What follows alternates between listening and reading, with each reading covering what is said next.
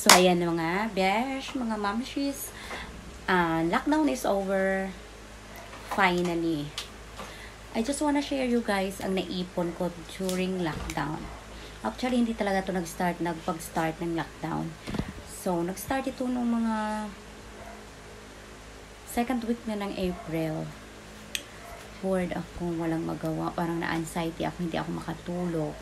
Lagi ako nagti-TikTok, lagi ako nag-scroll ng TikTok ko, ha. Tapos may nakita akong mga workout yon, mga workout ng mga girls. So, nagtry akong gayahin yung mga workout nila. Mga abs workout, pang abs workout daw. Tamad talaga ako mag-workout dati. Nag-workout ako isang araw lang, papapawis, pero ayaw ko talaga.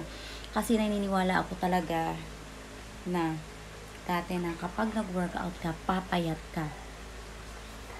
Ganun ba? Hindi pala. Kahit na workout ka ng workout, kahit kain ka ng kain, hindi ka rin papayat noon. Wala kang disiplina, hindi ka rin para papayat. So alam ko na. So nag-workout ako, nag-start ako nag-workout. Yung first week ko, hindi pa talaga yun gabi-gabi. Kasi ngayong gabi mag-workout ako. Mga 2 consecutive nights mag-workout ako. Pag susunod, pagod na naman ako, ayaw ko na. So, sinipagan ko talaga. Halos gabi-gabi talaga ako nag-workout. Minsan lang ako hindi nag-workout kung masama yung pakiramdam kung meron ako. So, nag-workout ako tuwing gabi. Kahit 11 PM na yun, nag-workout pa rin ako. So, kahit tulog na yung minsan yung mga bata, nag-workout pa rin ako. So, kahit pa paano, parang may naipon na rin ako. Nagbunga na rin yung more than 1 month na. More than 1 month ko na pag-workout. Take note guys, wala akong equipment na ginagamit. Yung yoga mat na yung gamit ko kasi masakit nga dun sa tuhod, dito sa siko kapag nag-workout ka. So, dati nag-workout din ako. Nag-try ako mag-workout, pumunta ako ng gym. Nag-try ako doon magpa-abs. Nako, may coach pa ako. Kumuha pa ako ng coach. Diyos ko, ang hirap pala kapag may equipment ka na So, naisip ko, mas maganda pala sa bahay na lang mag-workout. Yung mga, kung ano-ano lang yung bagay dyan, makita mo, yun yung gamitin mo. So, nagbunga naman. So, papakita ko sa inyo guys kung paanong ginagawa ko para magka-abs ako. Char! Bisyosa ako. Abs talaga kahit hindi pa halata. So, kahit masaya ako. So, ito na nga. Let's do this.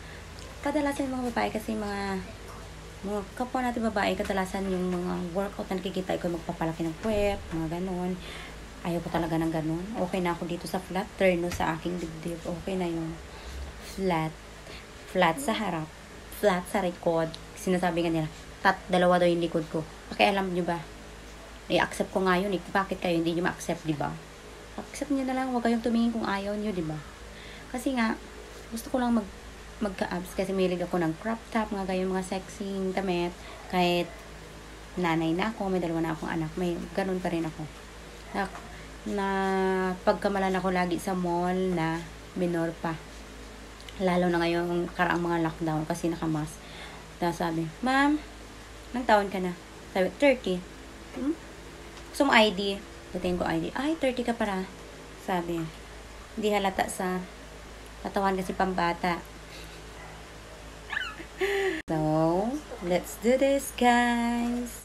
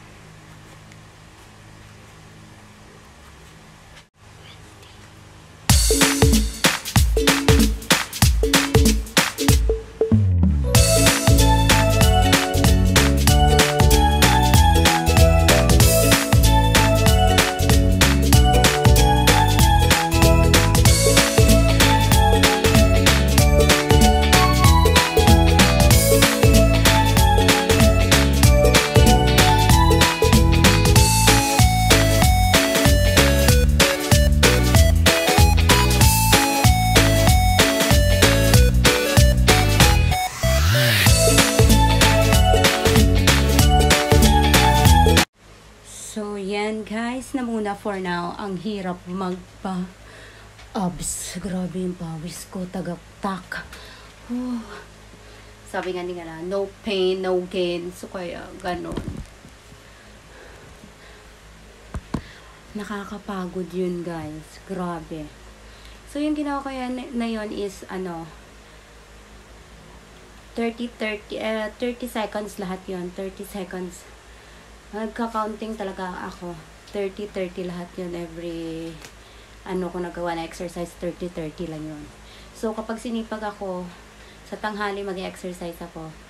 Tapos, bago matulog, may exercise ako. Pero usually, once a day lang talaga ako. Tuwing gabi lang. Ang sarap magpapawis, guys. So, yan yung ginawa ko almost 1 month. So, ito yung result niya. Ewan ko kung halata na. Pero, wala kasi akong before na picture. Pero, ito na siya ngayon. Yung aking... Sabi nila halata na. So, sa akin, ayaw ko pa ng ganito. So, dagdagan ko pa siya. So, meron na ba siya, guys? Nakita mo ba? Meron na daw. Sabi ng asawa ko, meron na. So, ayan na siya, guys. Almost 1 month. Almost 1 month na. Exercise ko. Until next time po. So, yan yung nakuha ko. So, yun guys. I hope nag-enjoy kayo. Mukhang madaling gawin. Kung titingnan mo lang. Parang dali-dali no. Pero pag ikaw na yung gumagawa, ang hirap pala. Nako. Yung unang araw mo, ang sakit sa katawan. Pagising mo, kinaumagahan. Nako. Sobrang sakit ng mga dalawang pa ako. Dalawang hita ako. Hindi ako makagalaw. Parang hindi ako magsasaing, parang hindi ako maglalaba. Nakakaloka. Pero pag everyday ka nag-exercise, mawawala talaga yan. Sa una lang yun, yung unang first day mo lang yun ang sakit ng katawan mo. Pero pag pag sunod-sunod na, walang sakit. So yun guys, sana nag-enjoy kayo. Masaya lang ako sa ginagawa ko. May improvement kahit konti. Konti lang. See you guys in my next video. Bye!